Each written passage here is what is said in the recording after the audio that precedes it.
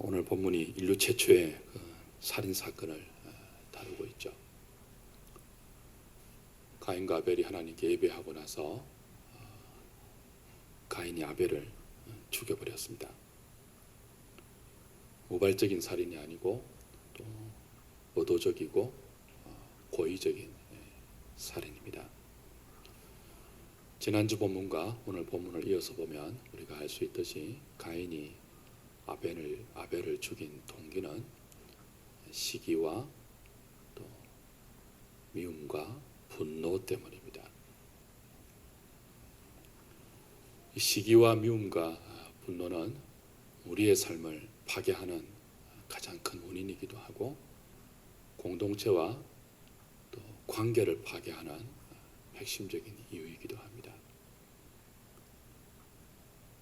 죄를 짓고 하나님의 은혜를 떠난 인생은 자기 힘으로 자기를 지키는 그런 인생이 되었지 않습니까? 모든 죄인들이 그렇게 사는데 그 중에서 다시 하나님의 은혜를 입은 자들은 자기 힘의 무력함을 깨닫고 매 순간 하나님의 은총을 의지하며 살아갑니다. 그게 믿음이었죠. 그래서 이 믿음의 삶은 예배 드릴 때도 자기가 드리는 제물, 자기가 드리는 종교적인 행위를 의지하지 않게 만들고 오직 하나님을 바라보는 마음으로 예배하게 합니다. 가인의 예배와 가인의 제물에는 그 믿음이 담겨 있지 않았고 여전히 자기 힘과 자기 생각과 자기 주관이 주가 된 예배였고 아벨이 드리는 예배와 아벨이 드린 제물에는 그 믿음이 담겨 있었죠. 히브리 11장 4절의 주석을 우리가 지난주에 생각했습니다. 그렇죠? 그래서 예배 드릴 때도 아벨은 자기가 드리는 제물을 의지하지 않았고 자기의 을을 들고 나오지 않았고 자기의 무력함과 은혜 없이는 살 수 없는 하나님의 은총을 전적으로 제물에 담고 마음에 담고 믿음으로 담아서 하나님께 예배했어요. 결과는 하나님이 아벨과 아벨의 제물은 연락하셨고 가인과 가인의 제물은 연락하지 않았습니다. 그래서 가인은 하나님께 따지고 대들었고 하나님은 그 이유를 가인에게 설명했어요. 다 듣고 가인이 아벨을 질투한 거죠. 아벨을 미워한 것입니다. 그리고 아벨을 죽이고 말았습니다. 요셉의 형들이 요셉을 구덩이에 파묻고 죽이려고 했던 이유도 뭐예요? 시기와 질투와 미움과 분노였어요. 바리새인들이 끝까지 예수님을 반대하고 예수님을 죽이려고 했던 이유가 무엇이었죠? 미움과 시기와 질투였습니다. 결국 가인은 아벨을 질투했어요. 자기 힘으로 사는 인생이 자기보다 나은 존재가 나타나면 늘 어떤 감정이 생긴다고요? 질투가 생깁니다. 성도는 어떤 인생이라고 했죠? 자기 힘으로 사는 존재가 아니에요. 그 자기보다 더 낫다고 여겨지는 존재가 자기 눈앞에 등장해도 질투하고 시기할 것이 아니고 왜 하나님이 이 사람의 삶을 나보다 낫게 사용하시지라고 그 사람에게서 배우려고 하지 시기하고 질투하고 미워하고 분노하지 않습니다. 근데 자기 힘이 그 인생의 존재가 되어 있으면 자기보다 똑똑한 사람, 자기보다 인정받는 사람, 자기보다 우월하다고 여겨지는 자가 나타나면 본성적으로 질투하게 되어 있어요. 시기하게 되죠. 이게 도가 지나치면요 미워하게 되고 분노하게 됩니다. 그게 죄의 소원인데 그죠? 죄의 소원인데 이 죄의 소원이 우리의 마음에 늘 있잖아요. 자기 중심으로 사는 우주의 자기가 최고 중심이에요. 자기보다 나은 사람이 등장하는 것을 견디지 못하는 거예요. 하나님이 가인에게 뭐라고 했습니까? 죄의 소원이 네 마음에 있지만 웅크리고 있지만 너는 그 죄의 소원을 다스리라 그랬습니다. 이걸 이제 가인이 다스리지 못한 거죠. 죽여버립니다. 아벨을 죽여버립니다.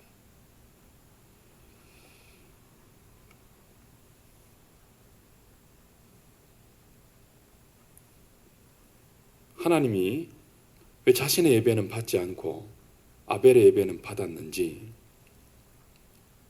그걸 하나님과의 대화를 통해서 깨달았다면 아벨의 예배를 배워야 하는 것이 가인이 살 길입니다. 하나님께 은혜를 받는 길이에요. 근데 가인은 그렇게 하지 않고 아벨을 덜로 부릅니다. 오늘 8절에 보시면요, 가인이 그의 아우 아벨에게 뭐 했다고 했죠?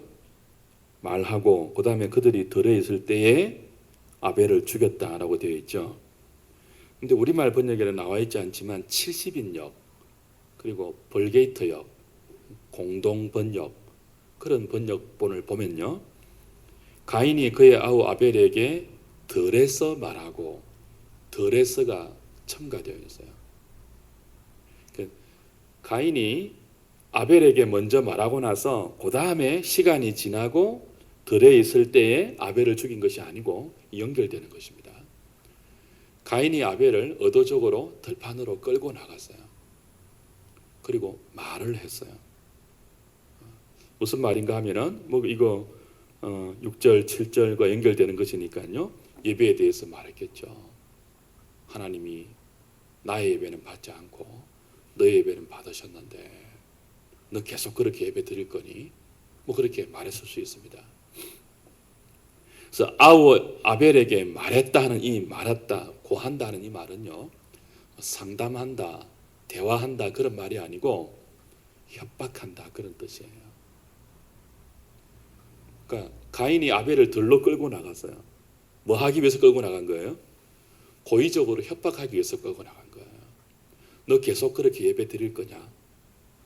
말로 뭐예요? 협박을 한 거예요. 핍박을 한 거예요. 시기와 질투와 미움과 분노를 다스리지 못하고 오히려 아벨에게서 배우는 것이 아니고 아벨을 끌고 나가서 회유하려고 하는 거죠. 협박하려고 하는 거죠. 너의 예배를 바꾸라는 거죠.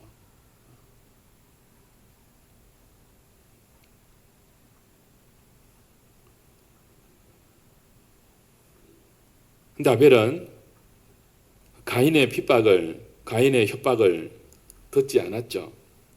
그래서 결국 가인은 그의 아우 아벨을 핍박과 협박 끝에 듣지 않는 아벨을 죽여버렸습니다. 오늘 이 최초의 인류 살인을 통해서 우리가 분명히 좀 기억해야 되는 성도의 삶의 원리가 있어요. 어떤 면에서 가인에게 맞아 죽은, 그냥 죽은 게 아니고 맞아 죽었거든요. 최초의 순교인데, 가인에게 맞아 죽은 아벨의 죽음은 저와 여러분 성도의 삶을 투영해 주는 영적인 의미가 있습니다. 그 가인의 삶과 아벨의 삶은 원리가 다르잖아요.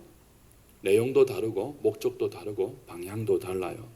가인은 자기 힘으로 사는 사람이고 아벨은요, 하나님의 은혜로 사는 사람이에요. 그 가인은 하나님 없이도 자기 스스로 만족할 수 있는 그런 삶을 추구했고 예배에도 그것이 들어 있습니다. 하나님 없이도 종교적으로 만족할 수 있는, 그 예배의 원리가 다르고 삶의 원리가 다르고 가치관이 달라요.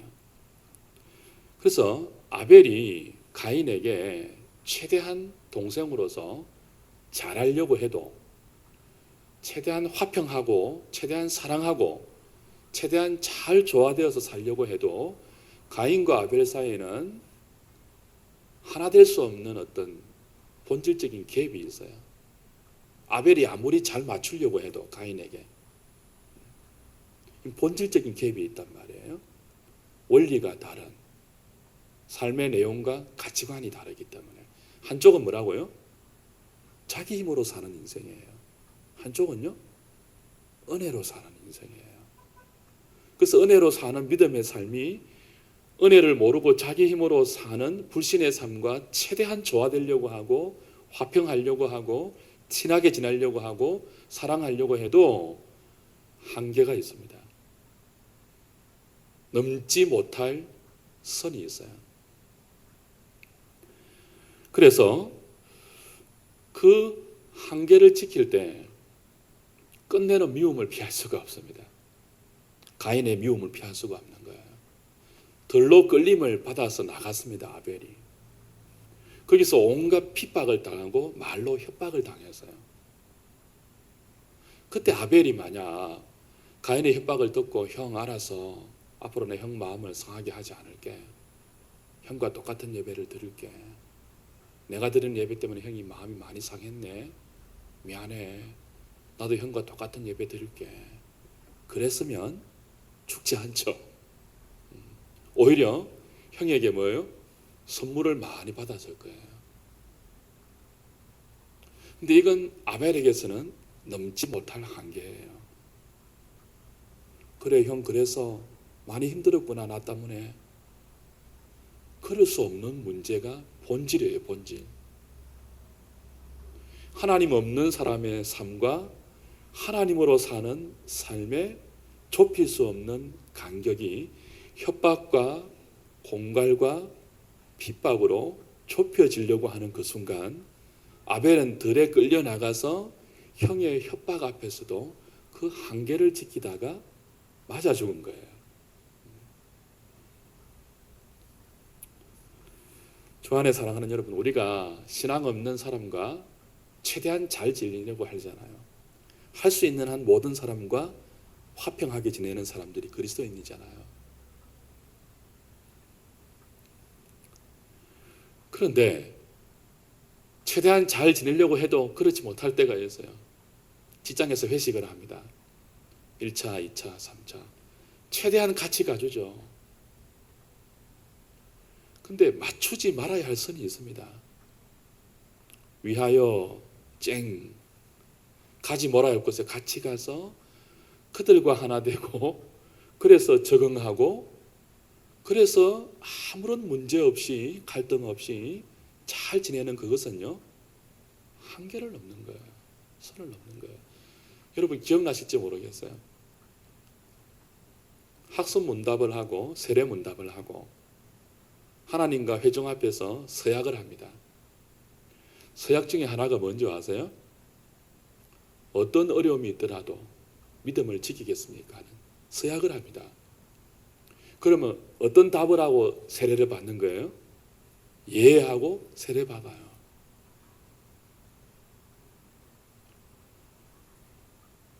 위하여 하고 끝까지 갈 때까지 가면은 미움 당하지 않을 수 있어요. 근데 우리는 알잖아요. 그렇게까지 해서 우리의 믿음의 선을 넘고 예배의 선을 넘고 하나님 앞에서 지켜야 할 라인을 넘어서 가면서까지 우리와 삶의 원리와 다른 사람들과 하나 되는 것은 한계를 넘어가는 것입니다. 그것은 하나님이 그어놓으신 데드라인을 넘어가는 거예요. 그렇게 하면은 표면적으로 잘 지낼 수는 있습니다. 그러나 믿음은 파괴되는 거예요. 하나님이 우리 속에서 계속 역사하시고 도우시고 간섭하시는 그 삶을 선을 넘어가면서까지 불신자와 하나 되는 그것과 바꾸는 거죠. 가인에 의해서 들로 끌려나간 아벨이 바로 그 위기 앞에 처해 있는 것입니다. 형의 폭언 앞에서, 형의 공갈과 협박 앞에서 아벨은 아마 갈등했을 거예요. 이 선을 넘어서 형과 화해할 것인가? 하나님이 드리는 예배를 양보하고 하나님이 요구하는 믿음의 예배를 양보하고 형과 더불어 함께 예배를 잘하기 위해서 불신앙적인 예배에 동참해야 되는가? 아니면 형과 본질적인 갈등을 유지하면서라도 하나님이 요구하시는 믿음의 라인을 지켜야 하는가? 둘 사이에서 아마 아벨은 갈등했을 것입니다. 그리고는 뭐를 택했어요? 믿음을 택했어요. 결국은 뭐예요? 죽었어요. 돌로 맞아 죽었어요. 행에게.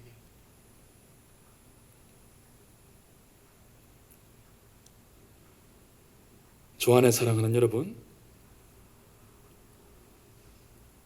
우리도 이 아벨 같은 이런 요구를 당할 때가 있지 않습니까?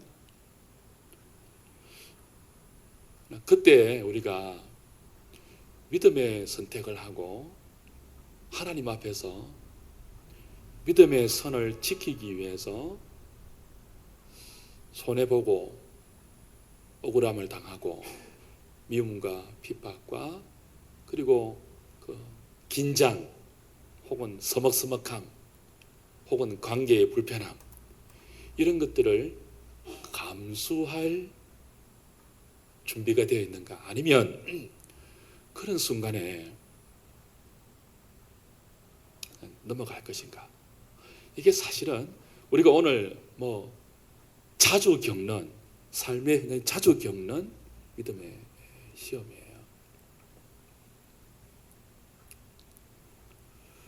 그때 우리가 아벨의 뒤를 따라가야 합니다. 뭐 하더라도요? 맞아 죽더라도. 쉬운 것은 아니지만. 오늘 본문은 하나님께서 그것을 우리에게 가르치고 있어요. 특별히 이 말씀을 듣는 원래의 독자가 누구라고요? 가나안 땅에 들어가서 살아야 할 이스라엘 백성들이죠. 앞으로 너희들이 그 땅에 들어가서 살 때 이런 일을 수도 없이 당할 거라는 거예요. 가나안 사람과 더불어 살 때 가나안 사람의 삶의 원리는 사실 가인의 삶의 원리와 똑같은 것이고 아벨의 삶의 원리는요 이스라엘의 삶의 원리예요. 이제 그들이 들어가서 가나안을 정복하고 가나안 땅을 하나님 나라로 만들어야 되는 사명을 가지고 들어갑니다. 근데 그 사명은 그냥 감당되는 게 아니고 끝없는 이 전쟁의 연속으로 수행해야 될 싸움이에요. 어떤 전쟁이에요? 가나안처럼 되라는 요구예요. 가나안처럼 안 될 때는 뭐예요? 죽을 수 있다는 협박과 핍박이 늘 따라오는 전쟁이에요. 그때 아벨처럼 하라는 거예요. 아벨처럼.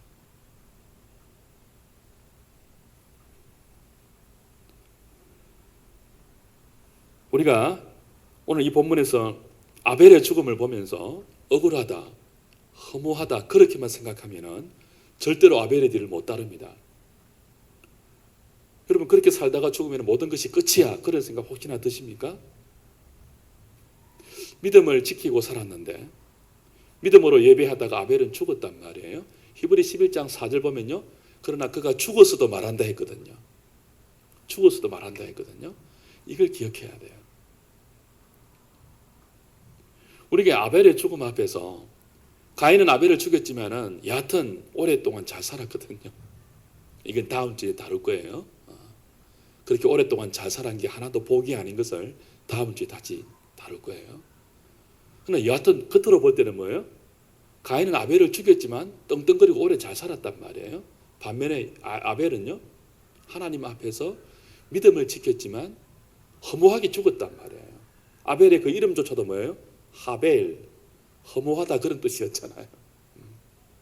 허무하게 죽어서 우리가 너무 쉽게 믿음으로 사는 게 이렇게 불쌍할 수 있는가? 이렇게 허무할 수 있는가?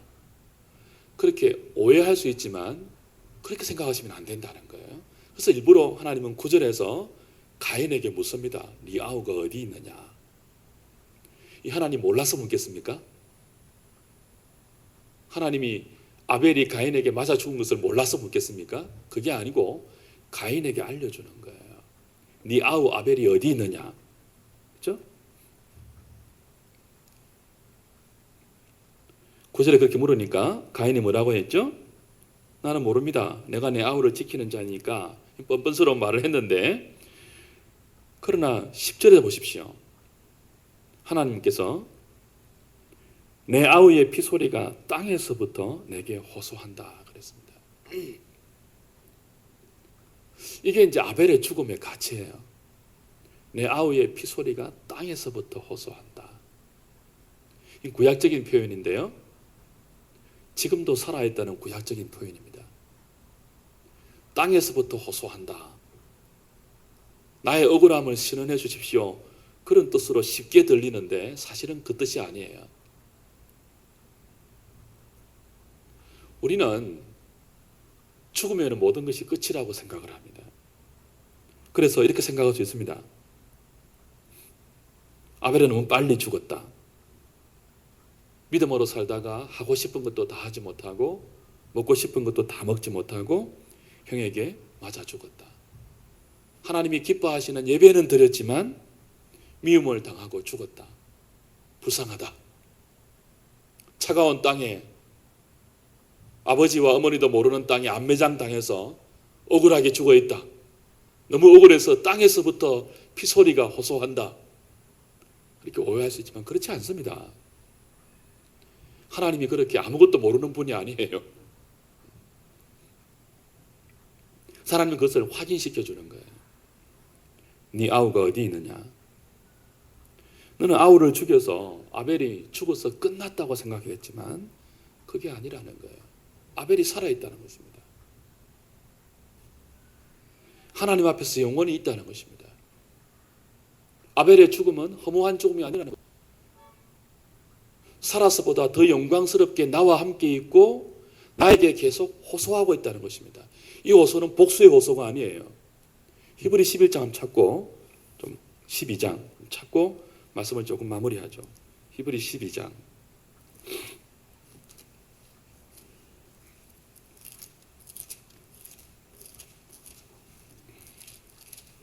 24절.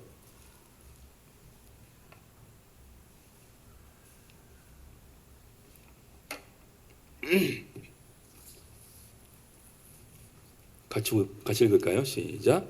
새 언약의 중보자이신 예수와 및 아벨의 피보다 더 나은 것을 말하는 뿌린 피니라. 자, 히브리 기자가 이제 하나님의 도성, 하나님 천국에서 지금 일어나는 일들을 설명하면서 그 중에 하나, 이제 그 24절에 새 언약의 중보자이신 예수하고 아벨의 피를 대조하고 있습니다. 예수님의 피를 아벨의 피보다 더 나은 것을 말하는 뿌린 피다. 그렇게 대조해요. 아벨의 피, 예수님의 피. 겉으로 보면 똑같이 억울한 죽음이에요. 죄도 없이 죽은 죽음이에요. 근데 그 앞에 예수님을 새 언약의 중보자라고 표현하고 그 예수님이 새 언약의 중보자로서 뿌린 피를 아벨의 피보다 더 나은 피다. 그렇게 대조한단 말이에요. 그럼 아벨의 피가 예수님보다는 효력이 없지만 적어도 히브리 기자가 대조하는 핵심이 뭐예요? 중보의 피라는 거예요. 중보. 예수님의 피 때문에 죄인들이 살았잖아요. 이게 중보의 피예요. 가인이 살인을 하고도 살았잖아요. 죄의 결과는 죽어야 하는데 살았잖아요. 근데 그 살한 것이 이유가 뭐예요? 하나님이 묻잖아요. 네 아우 가인 아벨이 어디 있느냐? 나는 모릅니다. 내가 아우를 지키는 자니까라고 할 때 하나님이 확인시켜 주는 게 뭐예요? 네 아우의 피소리가 나에게 호소한다. 그래서 땅이 너에게 열매를 맺지 못하고 저주를 할 것이지만 너는 살아서 멀리 가서 계속 살아갈 것이다. 그렇게 이어지거든요. 아우의 피소리가 땅에서부터 호소한다는 거예요. 어떤 호소일까요? 하나님, 나는 아무도 모르게 억울하게 맞아 죽었어요. 복수해 주세요. 저 형 가인이 나를 죽였어요. 미워하고 질투하고 하나님을 예배 잘한다고 믿음으로 산다고 죽였어요. 아무도 모르게 나는 맞아 죽었어요. 내 시체가 어딘지도 아무도 몰라요. 이 복수를 하나님이 알아서 해주세요. 이런 호소가 아니고 중보의 피란 말이에요. 아벨이 땅에 피를 흘리고 죽었는데 돌로 맞아 죽어가지고 중보의 피란 말이에요. 중보의 피는 뭐예요? 하나님, 내가 죽었습니다. 피를 흘리고 죽었습니다. 형이 나를 죽였습니다. 그렇지만 하나님, 저 형은 용서해 주십시오. 그 피입니다. 그게 호소하는 피소리예요. 이게 중보의 피예요. 그 예수님이 새 언약의 중보자로서 뿌린 피보다는 효력이 비교할 수는 없지만, 그래도 하나님은 그 아우의 피소리를 호소로 듣고 살인자인 가인을 그래도 뭐예요? 형벌 중에 살려두시는 거예요. 회개의 기회를 주시면서.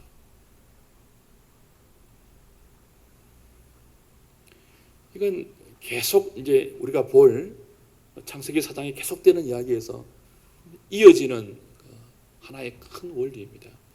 여러분, 불신자들이 지금 계속 악을 행하고, 어떻게 보면 성도들은 억울하게 손해보고 믿음으로 살기 때문에 손해보고 양보하고 미움당하고, 때로는 뭐예요?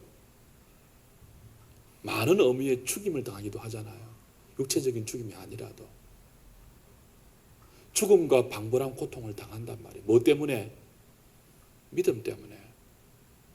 넘지 말아야 할 믿음의 선을 지키기 위해서. 내 인생이 내 힘으로 존재되는 것이 아니고 하나님의 은혜로 사는 것임을 믿기 때문에 그 하나님의 은혜가 끊어지지 않으려고. 이 선을 넘으면 하나님의 은혜가 끊어지거든요. 그래, 알았어 라고 하나 되는 순간 하나님의 은혜는 끊어진단 말이에요. 그러니까 하나님의 은혜를 붙들기 위해서 때로는 뭐예요? 죽음과 방불한 고통을 선택할 수 있단 말이에요, 우리가.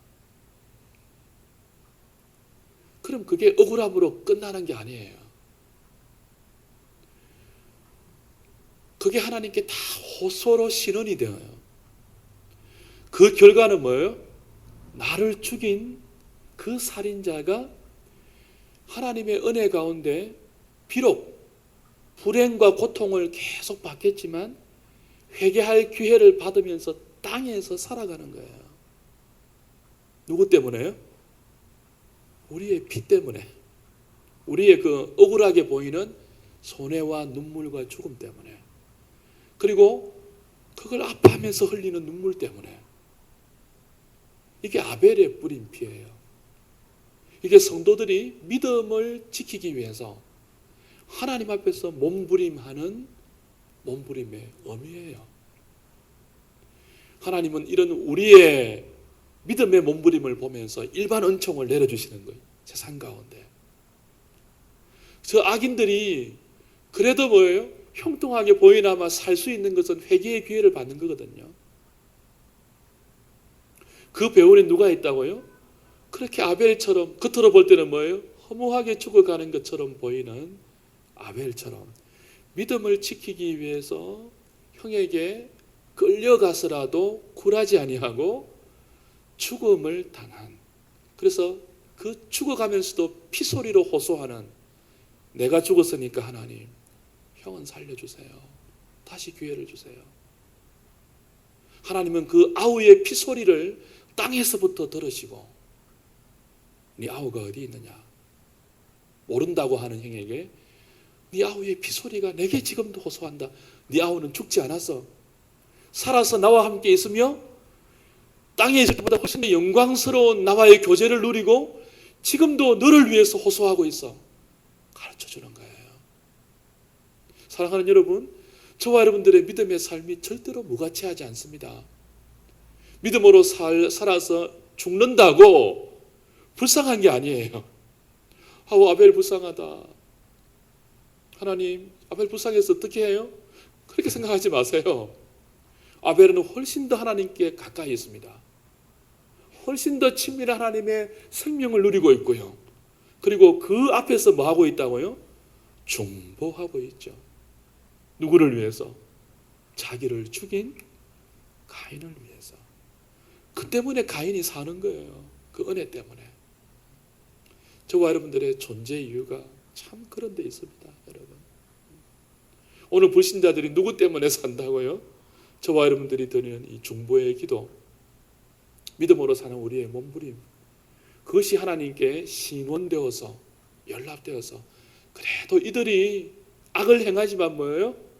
생명을 연장받으면서 우리와 더불어 회개의 기회를 받으면서 살아가는 거예요. 오늘 저와 여러분들이 그만큼 가치 있는 자들입니다. 여러분이 흘리는 억울한 눈물이 절대로 무가치하다고 생각하지 마십시오. 하나님은 여러분을 통해서 여러분의 기도와 믿음으로 사는 여러분의 몸부림을 통해서 불신자에게 그래도 뭐예요? 호흡을 허락하시는 것입니다. 오늘 선을 넘지 않는 여러분의 믿음의 고군분투는 수많은 사람을 살리는 은총의 통로이요, 하나님의 일반 은총의 수단이며 회개의 기회를 많은 인생들에게 공급하는 축복의 손길이기도 합니다. 그 일에 잘 쓰임받는, 더 잘 감당하는 저와 여러분 되었으면 좋겠습니다.